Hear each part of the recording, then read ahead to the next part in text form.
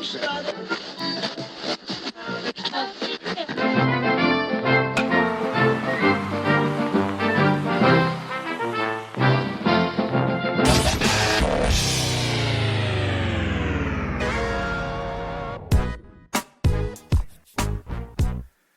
right, welcome back to another episode of Sean and Ed's Do Baseball. I'm Sean. And I'm Ed's. And we're bringing you baseball history. That's right, we're bringing you baseball history on our bi-weekly baseball history podcast, where the story catcher doesn't know what the story pitcher is out toeing the rubber, throwing them. That's right. And today, I'm going back-to-back starts, old school. That's right. This is reminiscent of the old-timey baseball history, I guess. I don't know. Cy Young would be proud. Yeah. Well, I'm sure there was a rotation by that time. Charles Radburn would not call us a pussy. Yeah, Sean's going late season Charles Radburn, 1894 or something. I don't know. I can't remember the exact year. There was one year where he pitched almost every game, and that's what Sean's going for right now, and reminiscent of. And we know that because this is our 150th episode. I think we're on year 7, Etsy, but a bit of a milestone, let's just say. Yeah, definitely a milestone. Technically 7. I think, like, really, it's 6 full years where we're mainly focused on this, but we're not going to split that hair. So it's 7. It's 7. You can you can see all the wonderful followers we've cultivated in those 7 years. You can find us online at Doing Baseball or at Doing Baseball or Doing .baseball. You'll find us on one of those as well. Give us a review, give us a rating, and story ideas, anything like that. 150. I think we're good for 150 more, Edsy.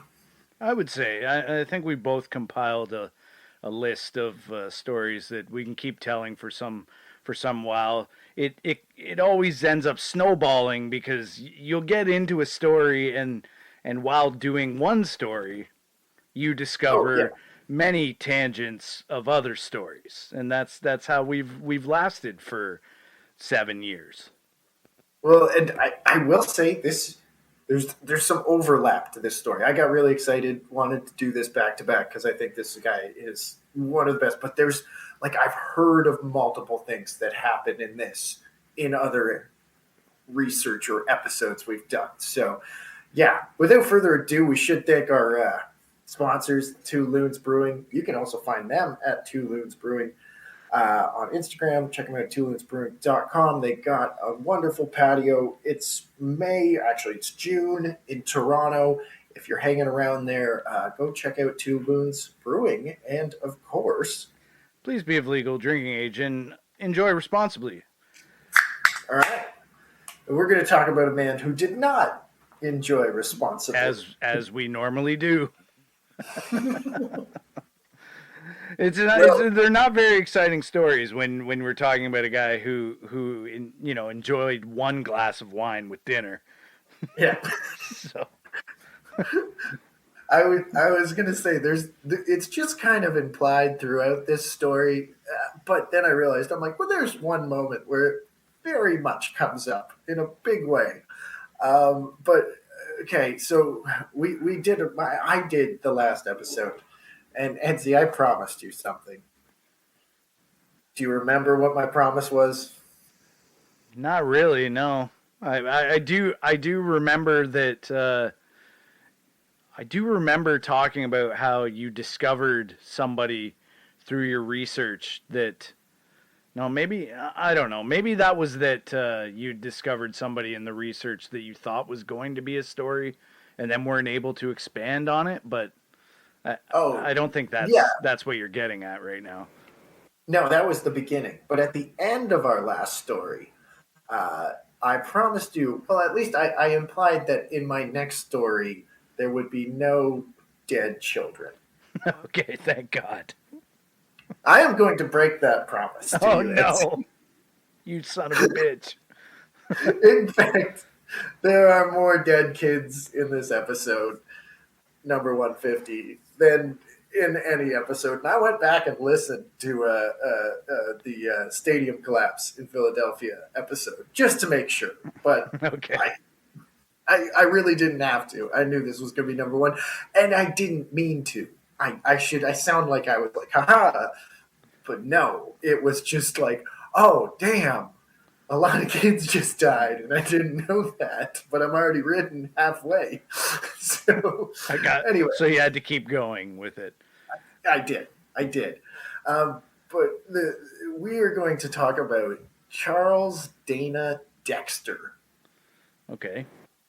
CDD. CDD, Charlie Dexter. We're going to call him Charlie, just like everybody else would. And Charlie Dexter was born in Evansville, Indiana on June 15th, 1876. His baseball career began at a very early age. At 13, in 1889, he joined the Evansville Cooks, a semi-pro ball league. He plays outfield and third base, and there were reports that he was signed by the Baltimore Orioles at the age of 16. Okay. So very much a kid. Literally a child, the youngest, if it was true. And I'm going to say this is more legend than fact for Mr. Dexter. But the legend has it is he was signed at like 15, 16, and then he sprained his knee. And they were like, we don't want you anymore. You hurt yourself for like 2 months or 3 months or whatever. So he never plays for the Orioles, but he's referred to in newspapers throughout his life as like the youngest ever to get signed to the National League. Okay. So it's not in the cards for him, though, at this point. He remains on the Evansville Cooks in 1894. And through his childhood and teens years in Evansville, Charlie was drawn to theatrics and the stage as well. And he frequently goes to minstrel shows and stuff in and around Evansville. That comes back. So he left the club. He goes to the University of the South in Sewanee, Tennessee. He's a catcher there, and he's like, by all means, like a really good catcher. His play behind the plate began to attract attention from pro teams, especially for his defense and strong arm that kept runners at bay. He also played for Clarksville, Tennessee, before returning back to Evansville. And he's a university-educated guy. He took a job as the society and drama editor at the local newspaper, the Evansville Blotting Pad, which just is a great newspaper name. That is. They just don't have creativity in newspaper names today like they used to. The Blotting Pad, though, just like it kind of sounds frivolous. It's kind of just like, yeah, we put some shit on the paper, like Yeah. there's some ink on there. Yeah. So he's playing left field at this point. He comes back home after he works at the newspaper, but he's still playing left field for the Evansville Blackbirds in the Southern Association League. And as we know from the Sulphur Dell episodes from earlier this year, the Southern Association, including the Blackbirds, were accused of throwing games throughout that season in order to fix things. Essentially, that the whole Southern Association was pretty messed up. Okay. So he misses the late season claps that gave, that apparently might have helped Nashville win because he fell off a streetcar and broke his finger. Well, that's no good. I think that's a pretty good outcome for falling off a streetcar. That is true. I mean, that's no good for the team, but I guess in retrospect, that's good for him. Considering. Yeah. So before he got hurt, he was scouted by John McCloskey of the Louisville Colonels, and Dexter was signed to play for the lowly Colonels for the 1896 season. So he actually makes it to the National League with the Colonels, and the Louisville Courier-Journal reported they're hyping him up. Like he's a big prospect. And I quote, Dexter is a young man and not yet 21 years of age and played ball last year with Evansville's in the Southern Association. He made great he made great average in left field and is a natural hitter. He is also a first-class shortstop and catcher. So, Okay. but So he's getting some high praise, and he's hitting well and playing all around the field by the sounds of things. oh, buddy, we're this guy makes Ben Zobrist look like I don't know, like he just was a second baseman. But the article also says that George Stallings of the Tigers had been trying to sign him, but Dexter rejected the offer for not providing enough salary. It also implies he most likely was going to be sent to the minors to start his career. But Edsy, the rookie Dexter makes the big league club out of spring training. Okay, good for him. Yeah. That's because the team sucked. The Colonels were the worst team in the National League in 1895. And with the addition of Dexter, they only did slightly better. The team starts off 2-19 and would only win 38 out of 134 contests that year. Not so good. Yeah. So he is put behind the dish as well as in center field. So Dalton Varsho. Yeah. Okay. Unlike Varsho, his bat is not super strong. He only has a 87 OPS plus, but did put up a I guess decent 279 batting average, but had 7 triples and 21 stolen bases. And he's quickly known as like a speedster. He's and not just a speedster, but just like one of the best base runners in the game. So it's he kind of comes through in his rookie year. I don't think he's as good as everyone thought, especially hitting, but he's fast, and he threw out 71 runners on the base pass that season, which is good enough for a 36% caught stealing percentage, which I thought was great. Like, I think that sounds pretty good. It's very non-typical to have such a speedy guy as a catcher, but like yeah, and he's stealing bases and he's throwing out base runners. yeah. Look, so 36% caught stealing though is like modern day. That guy is Salvador Perez, right? Like that is one of the best. And I was like, oh my god, 36% caught stealing. Like, that's fantastic. But at this time, there's so much base running. Guys are so out of shape, I guess, too, that Ed McFarland from the St. Louis Browns actually had a 42% caught stealing and threw out 132 runners that year. God damn. So Yeah. he dwarfs Charlie's numbers. Yeah, because of course, once I saw Charlie's numbers, I was like, "Damn, that's good." And then I looked at the league numbers, and I was like, "Damn, that's average." Yeah, yeah. Well, as you said, I think that at the time there was a lot more base stealing going on than there was today. Maybe not maybe not. I'm speculating again. Maybe not as much as like I don't know the 50s through the 80s. Yeah. But anyway, that's neither here nor there. So, regardless of how impressed or unimpressed we are with his numbers, clearly the Colonels were not super impressed with Dexter behind the plate because he comes a super utility player in 1897. He caught just 23 games and then played 14 games at third base, 2 at shortstop, 3 in left field, 14 in center field, and 16 in right field. He only appeared in 76 games and put up similar numbers at the dish with a higher on-base percentage in less at-bats. Still, he put up 0.2 baseball WAR compared to his 0.1 compiled in his rookie year. Okay, so like just slightly above average. Mm-hmm. And not even that. Like, he was a pretty hyped prospect, and he's coming in. He's already kind of lost his catcher spot.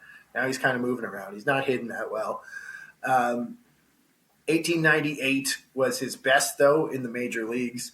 In 112 games, he collected 132 hits, good enough for a 314 batting average, and stole 44 bases this time. He couldn't slug for shit. He hits one home run and 19 extra base hits, but it was the only season he had an OPS plus or an OPS above average, posting a career high 113 OPS plus. That season, he played just three positions, 7 games at catcher, 8 games at second base, and seemed to find a home playing 95 games in right field. Louisville was terrible. Actually, just kind of over my head, at least I didn't know this. Did you know Louisville had Honus Wagner at this time? I did not. Yeah. I just my brain thinks that Wagner was only in Pittsburgh. It's because the Colonels fold that he ends up in Pittsburgh. Okay, all right. He would have been a lifelong Louisville, yeah, or a lifelong Colonel.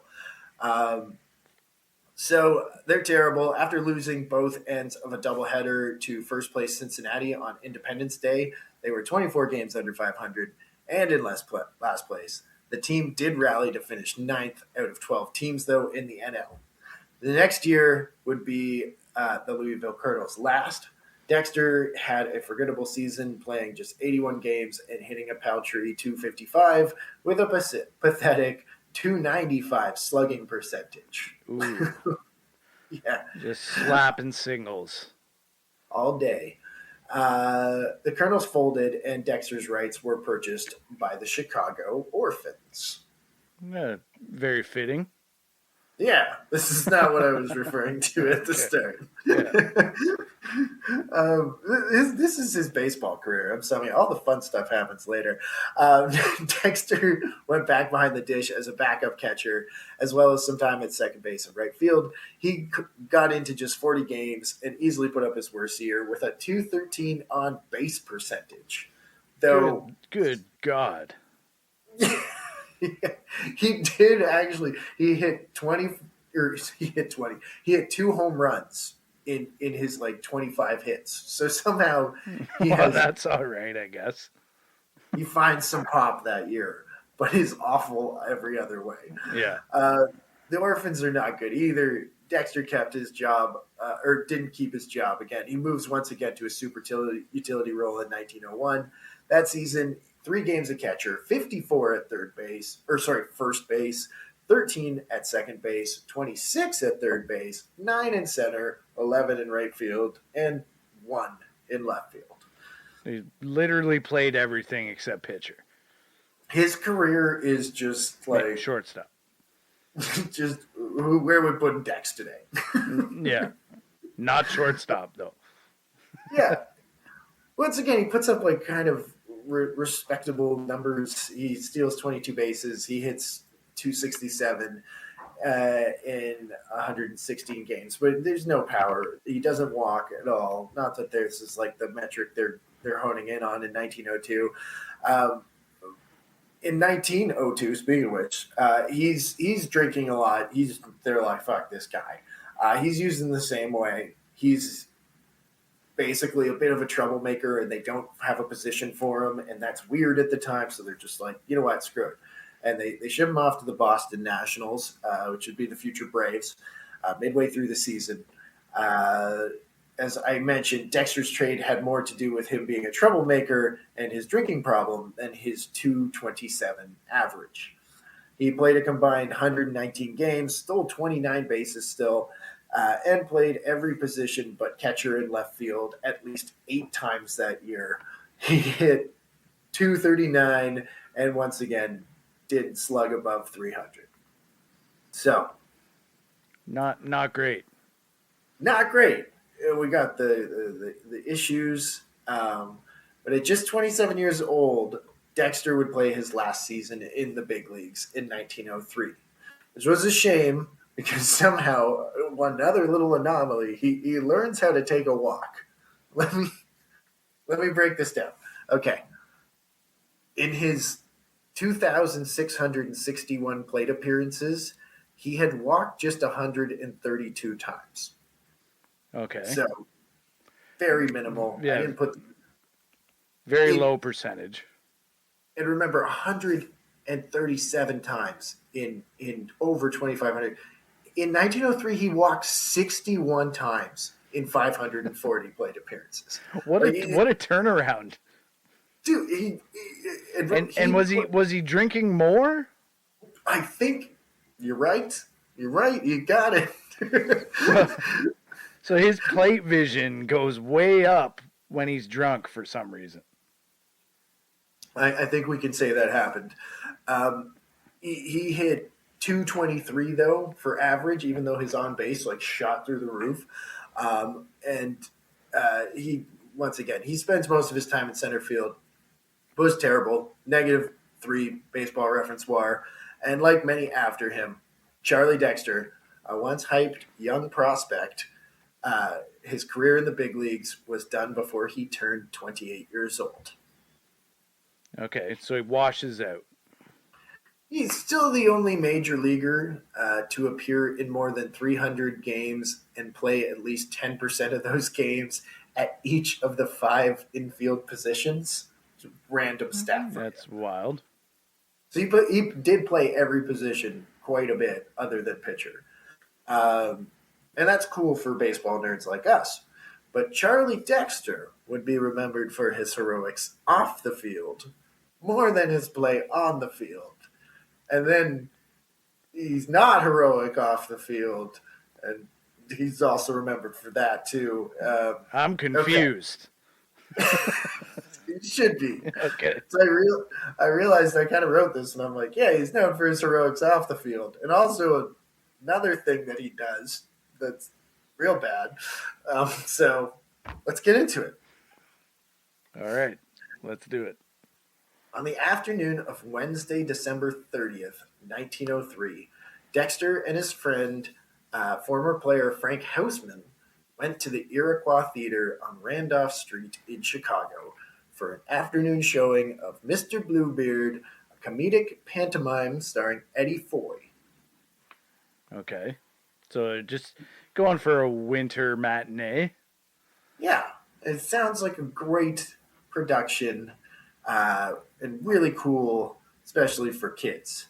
It features scenes from around the world, actors masquerading as animals, and even a suspended ballerina. All right. Right on. So they have their Dexter and Houseman. They're accompanied by their wives and children and other family members and stuff. The Okay, theater, that makes more sense. I was at first just picturing uh these two ball players going to an afternoon show together. I mean, And it's like TV back then, but yeah, no, yeah, it was a big. It was. Remember, it's December 30th, so it's kind of Christmas holidays yeah. and stuff too. So a lot of kids out of school, a lot of people out and about. The theater was new and proclaimed possibly the largest, handsomest, and most complete theater in Chicago, if not in America. There were 1,700 patrons in the crowd that afternoon, most of whom were mothers, teachers, and children enjoying their winter break from school.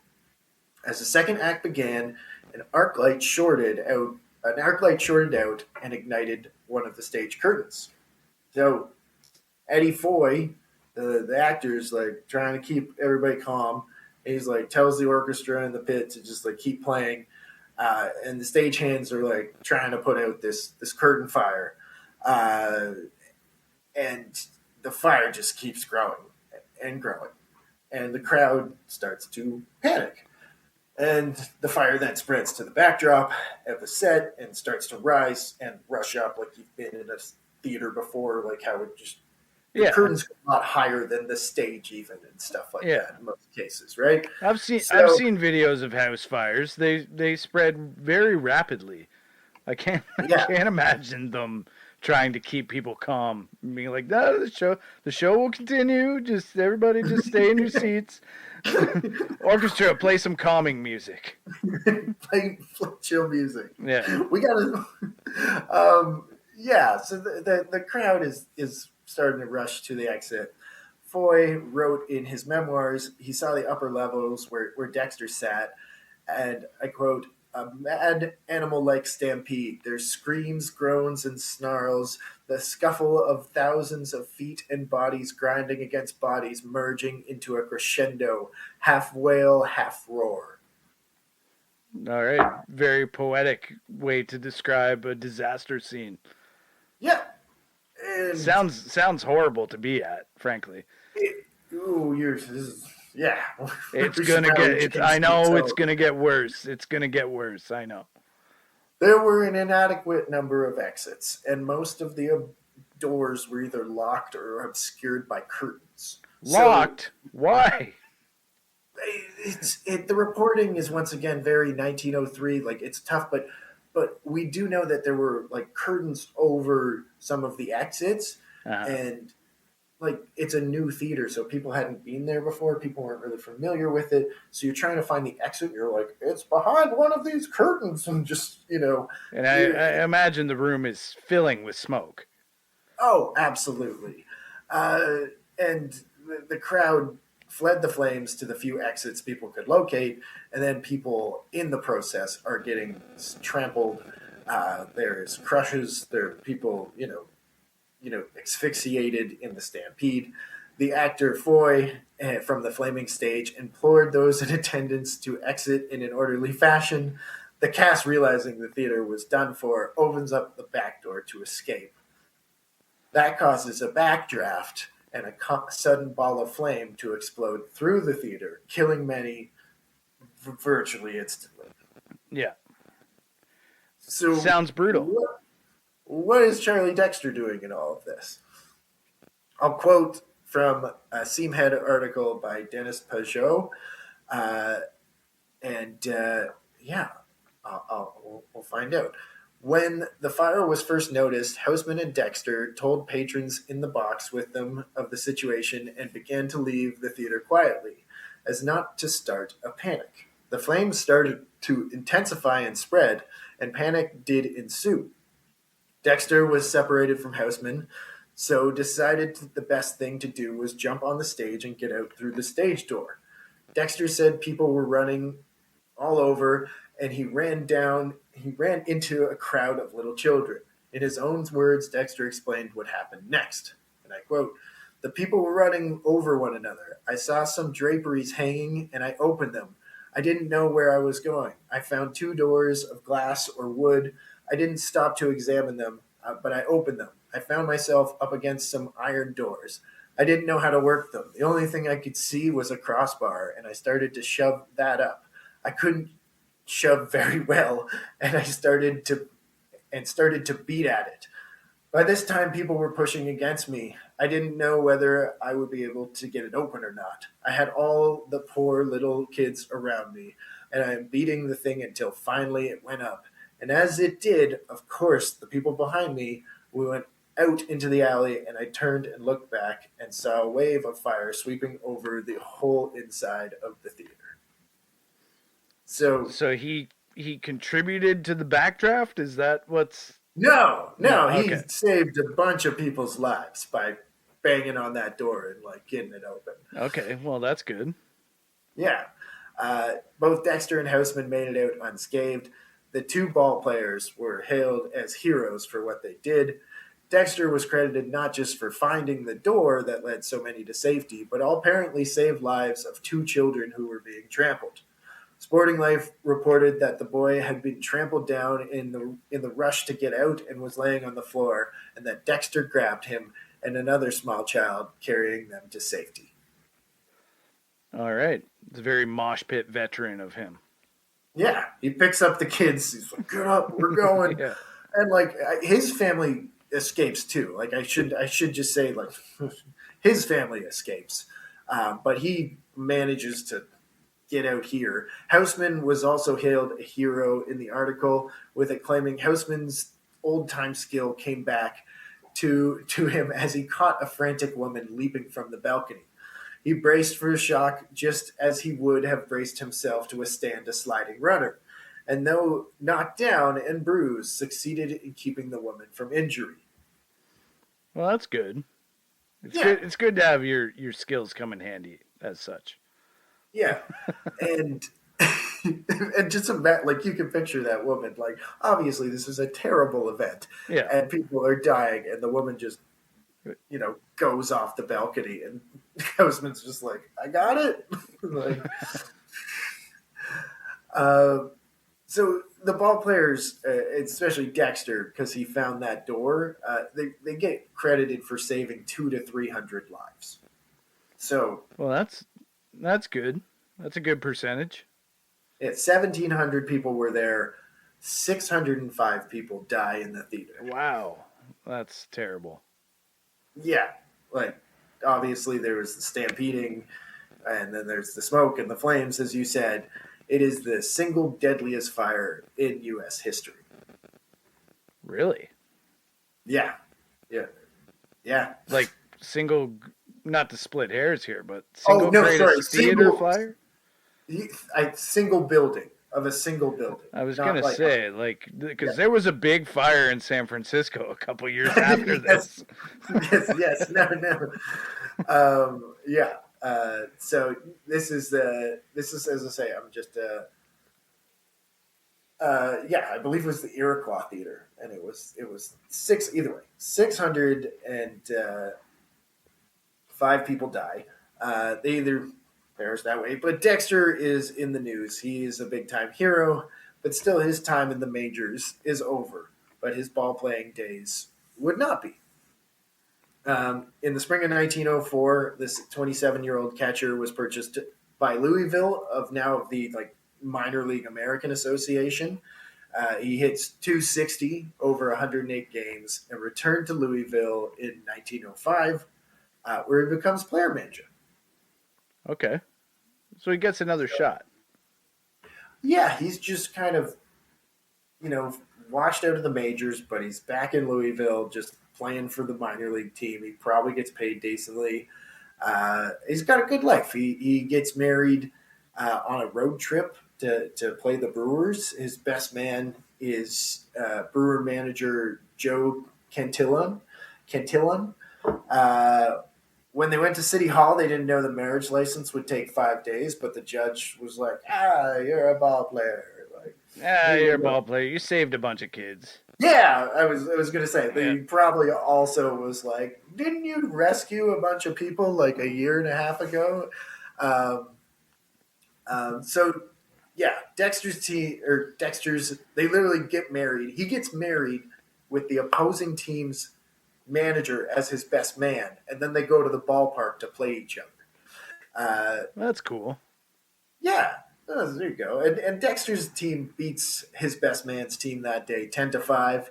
But the new Miss Dexter did not see her husband in the whole game because he gets ejected on the grounds of coaching too loudly by umpire Bill Clinton. John Gibbons was guilty of coaching too loudly many times in his tenure with our team. Not as many as Bobby Cox, God rest his soul. No, But yeah, I will. I will say we all know what it's like to see a manager coach too loudly. Yeah. You don't see it as much anymore these days. But no, definitely. So Dexter plays 44 games with the Colonels in 1905. He moves to the St. Louis Saints of the Western League at one point that year. When the season's done, he joins his best man, Joe Cantillon, on his barnstorming team, the Des Moines Underwriters. Once again, weird name. Yeah. It was with the Underwriters that he makes news once again, but this time not for heroics, but attempted murder. Oh, God. What a twist. What a twist. Des Moines played the Brewers in a 5-game series, and after that series ended on Monday, October 2nd, 1905, players from both teams went out drinking. And what happened next, just like any of our kind of like murdery stories, it's not exactly clear. There's a lot of different reporting on it, but I'll let the Courier Journal give you an idea. Quaint Bateman, first baseman of the visiting Milwaukee baseball team, was dangerously and in all probability mortally stabbed by Charlie Dexter, catcher on the Des Moines team. All right. Just stating that very matter of factly. Exactly. I'll get to the story. It continues. And I quote, Dexter and Bateman had been drinking together during the evening and were about to leave the city in company with the other players when they engaged in a conversation at 6 and Walnut Street. Bateman and Dexter drew apart from the other ball players and were not noticed, though their words grew louder and louder. Bateman was heard to apply a profane epithet to Dexter, and in the next instant, a knife glittered in Dexter's hands and descended on Bateman's breast, cutting a deep gash into his right lung. Good Lord. Was everyone just carrying a knife around back then? Where did this knife come from? Well, and that's, once again, the reporting, some of it's like a hunting knife, some of it's a pocket knife. But he definitely stabs him in the lung. Okay. Then they're drunk, extremely drunk. So the Associated Press reported the incident a bit differently, saying the two ball players were making bar hopping with their fellow ball players and were making their rounds in the city using a cab. When the trip ended, the two quarreled over who was going to pay. Bateman then called Dexter a vile name, and Charlie pulled a knife and stabbed him before drunkenly threatening the rest of his associates. Hilariously, the article also ends by saying Bateman and Dexter are no longer friends. I guess not, because one's dead. Well, he's not dead yet. Oh, okay. The newspaper said he's going to die. Okay. Yeah. So, no matter what happened, it's very much he stabbed him. And Bateman is the one that confirms it because reportedly he said on the way to the hospital, and I quote, I didn't think he would do it, but without any warning, he pulled a knife and stabbed me. I didn't think Dex would do it. So, a little bit of a what are you going to do, stab me situation going on here. Yeah. By stabbing victim. Yeah. I want to know what Joe Cantillan thinks of his best buddy now. Oh, he comes back here. Don't worry. Okay. So Bateman loses consciousness soon after. Dexter did remain on the scene as his fellow ball players tried to talk him down, and he's placed under arrest. Like it's not like they're like, "Hey, calm down, Dex."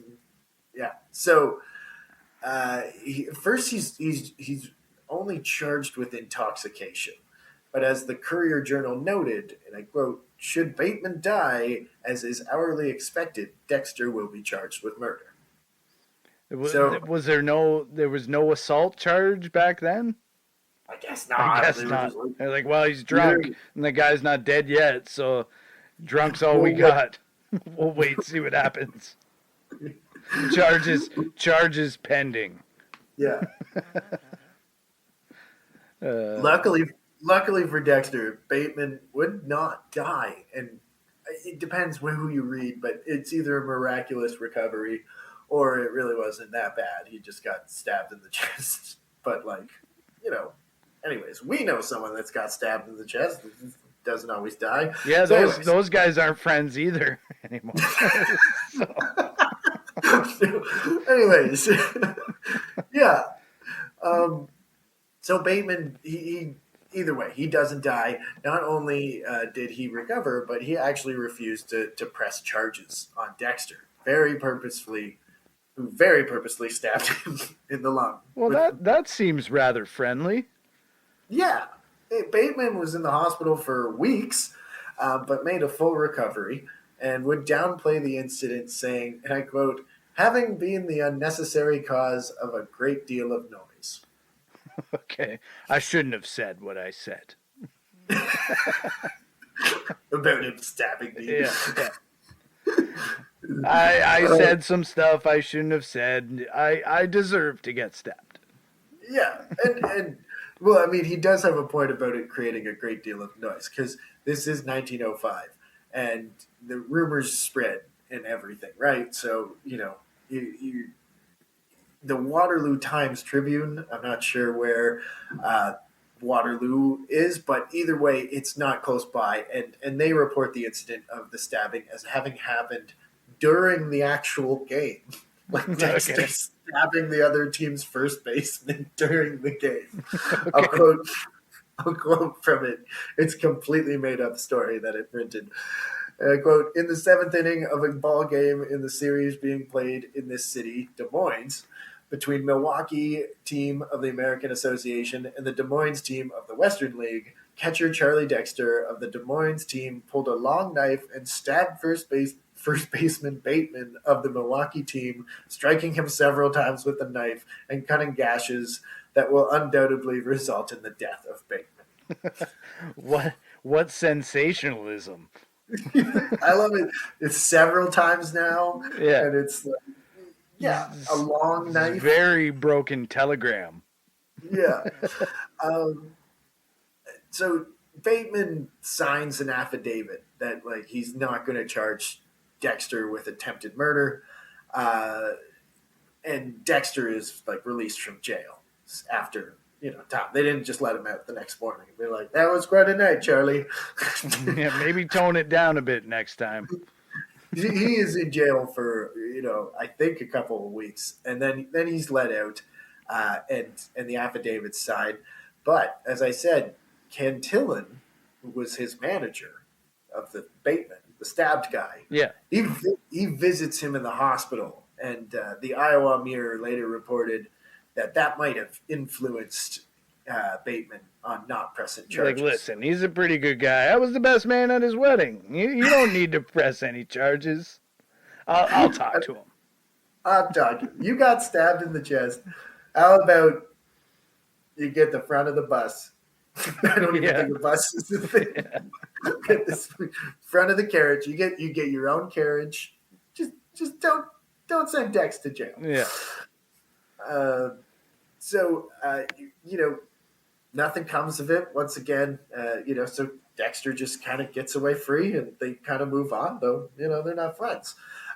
Quaint Bateman would recover and play 155 games for the Milwaukee Brewers in 1906. Well, that's good. How did he hit? I don't know. I didn't go that far. I didn't go that far. Dexter, somehow he's still playing. They're like, what'd you do in the off-season, Dex? The 1906 season, he's 30 years old. He hits .330 in 104 games. Because they were throwing him meatballs over the plate because they were afraid that he was going to fucking stab them. I heard he stabbed a guy in the seventh inning. Yeah. Just throw him a meatball. Just throw him one right over the plate, nice and easy. Throw him a BP fastball or he'll cut you. Yeah. So the next year, he plays 131 games in 1907, gets his legs back under him, steals 17 bases, but his average drops to 241. And at that point, he's mostly a first baseman and backup catcher at this point. He played all over the diamond in his early days. Now he's just first baseman, backup catcher. His final year in pro ball came in 1908. It might be. He caught 15 games and played some outfield, but his bat and his legs were slowly dwindling. He stole 13 bases and hit just .228. Okay. So there was one source that says he apparently was a backup on the Minneapolis Millers the next season, but I couldn't find him on the roster or any stats. But regardless, his pro career has come to an end at 32. Once rumored to be the youngest player to be signed in the National League, Dexter had an underwhelming career at best. He was touted as the next big catcher, but he ended up being a utility player who never really found a position to call his own. He played every position except pitcher at the big league level. His versatility may have been an asset, but he just couldn't hit. And in 8 MLB seasons, he hits .261 and OPS just .646. And yeah, it's basically he he's a hot prospect. He fizzles out. He saves a bunch of kids, and then he stabs a guy. And that is his career. All right. That's over the next 24 years, Dexter stayed in Iowa and was occasionally mentioned in local papers in connection with amateur and semi-pro teams.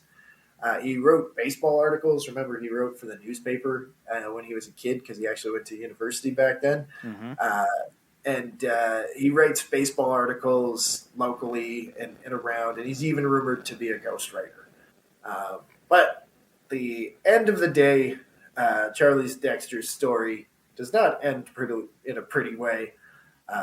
Dexter shoots himself at the Pullman Hotel in Cedar Rapids, Iowa on June 9th, 1934.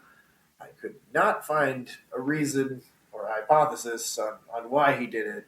And all the sources I found, it's just like, no idea. But Charles Dana Dexter, who was a ball player, hero, manager, and attempted murderer, died at 57 years old. Man, what a dark last 10 minutes. Well, I love it because it just, I mean, it starts out, you're like, oh, okay, this guy saves a bunch of kids. That's nice. Like he didn't make it, and then you're just like, oh, and he stabbed Milwaukee's first baseman. And what I think we talked about before is like Milwaukee's first baseman at the time was cursed. Like their first baseman kept like dying or hurting themselves in random ways. And in this case, I think we mentioned Bateman getting stabbed in one previous episode or another. But I definitely found Charlie Dexter through him saving a bunch of people in the theater. And then it was like, oh, that's an episode. And then you built out from there, and it was like, wow, this is a perfect Sean and Ed's Do Baseball episode. It was miraculous to be like, super prospect, washes out, hero, stabs an opponent, becomes a manager player in the minors, stabs somebody, and then kills himself, sadly. Yeah. So, yeah, I don't know. That was the one. I was excited to tell you that. Well, that is a great story about a utility player who carried a utility knife. Thank you. Yeah. Thank you for that. Yeah. Thanks for listening. You can find us online at Doing Baseball or at Doing.Baseball. Man, this has been fun. 150. Looking forward to a couple weeks. Oh, we also have some fun news that we'll tell you about in our next episode as well, and hopefully a surprise guest host coming soon. Yeah, I'm looking forward to it, and I'm looking forward to 150 more, Sean. So as you finish your drink there, until next time. I'm Sean. And I'm Eds. And we were doing baseball. Okay, bye.